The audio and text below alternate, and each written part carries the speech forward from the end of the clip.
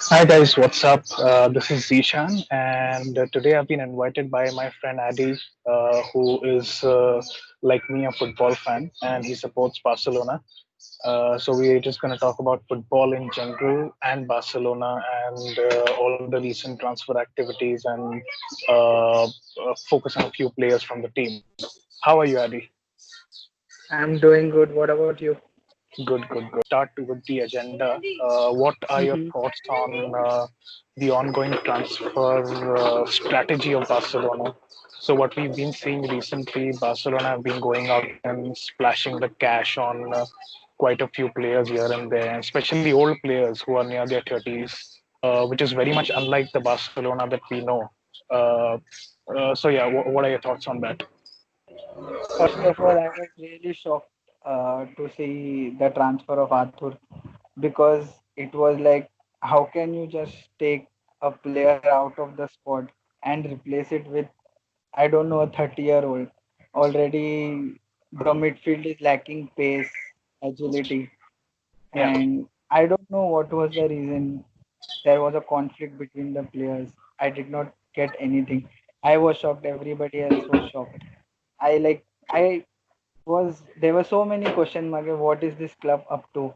And there was a phase where Iniesta, Xavi, and Busquets, they used to run at defenders, create space for our strikers. But now I don't get that same feeling, with Barca. It's like whenever I watch a game, it is like my heartbeat is always fast, and I don't get that feeling that we'll score a goal definitely. I have to always wait, pray for a goal to get scored. And that Arthur transfer, just shattered everything.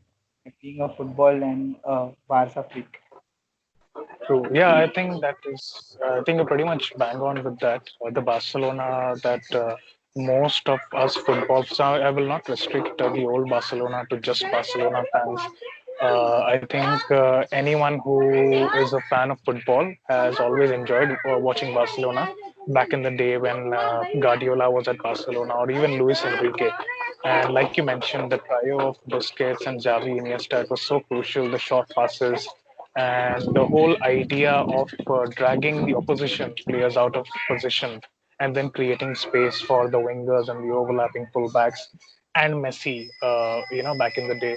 Uh, it just looks like the whole structure has changed. It has been a transition in the way Barcelona plays, which has been quite sad, honestly.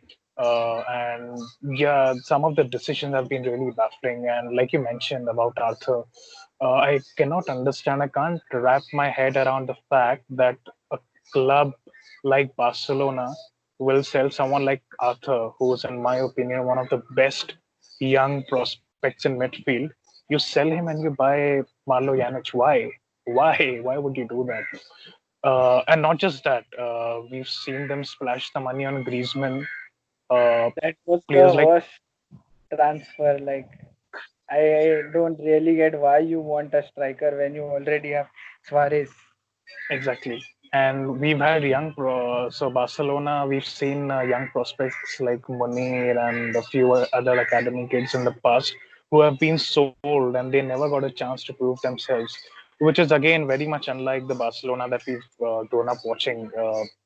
I mean, Barcelona was a club that used to go out and give their kids a chance, and they would turn into world beaters. It's really been the questionable. It's been a questionable strategy, and it's clearly not working out with what we've seen. We mentioned Griezmann, even Coutinho, for example. Uh, Barcelona, they somehow, I don't know, for some reason, splashed the cash on Coutinho, and in a way, that was a big reason why Liverpool won the Champions League because the 140 million was used by Liverpool to buy Allison and Van Dijk, which Hmm. made a huge difference in that team. Uh, so yeah, what are your thoughts? What do you think needs to change? I mean, the problem is very obvious, but we keep witnessing this time and again. It's like the board is in a loop, and they really can't see that they're doing something wrong. So, what are your thoughts on that? First of all, the thing is, one important thing is we should invest in our youth, the Barca B players, because that is the grassroots from where the tiki taka starts. So I thought, if we have a squad of say 15 players, I feel 70% players should be from the youth academy. In a sense that the old players like Messi, Busquets, Piqué, and everything, they are there, right? So Yes. somebody like Ansu Fati or Ricky Puig, now they are giving them chance. A good left back or a right back from the youth will definitely do, and one definitely a good center back from the youth. So we should divide the team in such a way that the tiki taka style is there, and you have players from coming from say other clubs, say a Liverpool Yeah. or a Man City for that example, because they also follow the same kind of The same playing playing style and the strategy, Guardiola. and Yeah. Yeah. Bayern Munich also, in a sense, because they also follow the same.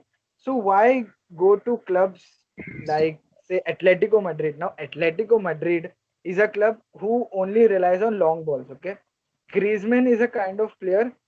If you give him a long ball, he'll control the ball and go and shoot. He is not going to dribble across two players. And I don't know Yeah. why they are going on the name.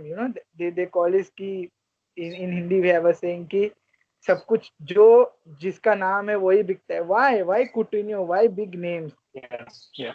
Develop players, develop. See, De Jong, he was also a big name. Although he's injured, he's a very good player. Again, we went on somebody's name. Why are you going on the namesake basis? Develop players. Now, Messi, he was also a developed player from the Barca academy. Okay, Yeah. so this is the thing. This B team culture should be brought back again. And I'm seriously telling, we need Guardiola back. I don't know how, but I Yeah, I think that's not going to happen because, which is very unfortunate because we saw the best of Barcelona under Guardiola. But he's clearly, I think one of the reasons why Guardiola left was because he did not like the way the board functions. So I think he saw this coming, and that was one of the reasons why he left because his philosophy is different. And I know people call Guardiola stuff like a checkbook manager and all, but if you look at his history and the kind of players that he buys, and he turns them into world beaters.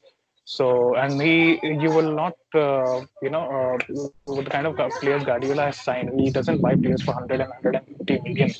For example, he bought a Sane for around 30 million, Bernardo Silva for 30, 35. And these players were not the best players when they came to Manchester City, but look at how they've developed and they play according to his philosophy and they've really turned into good footballers. So it's a sad situation that we might not see Barcelona and Guardiola coming together again. But like you mentioned a few players, and the problem is not just buying them for big money. The problem is buying them for big money and not utilizing them. So, for example, Griezmann, if you're really buying him, and let's say Griezmann has like 3, 4 years of good football in him, why not play him in his natural position? Play him as a striker, play him as a number nine, maybe rotate him with Suarez because Messi, Suarez, and Griezmann together is not really a great idea because Griezmann is wasted on the left hand side. So it's not a very good case for him or a very good case for Barcelona. Similarly, we just saw how Valverde almost wasted Coutinho. I think Mhm. Valverde is single-handedly responsible for destroying Coutinho's career by Career. constantly. I really feel bad for Coutinho with how it has translated for him. But yeah, it's really unfortunate. We can only hope that the Barcelona board realizes this and they change the way they're functioning right now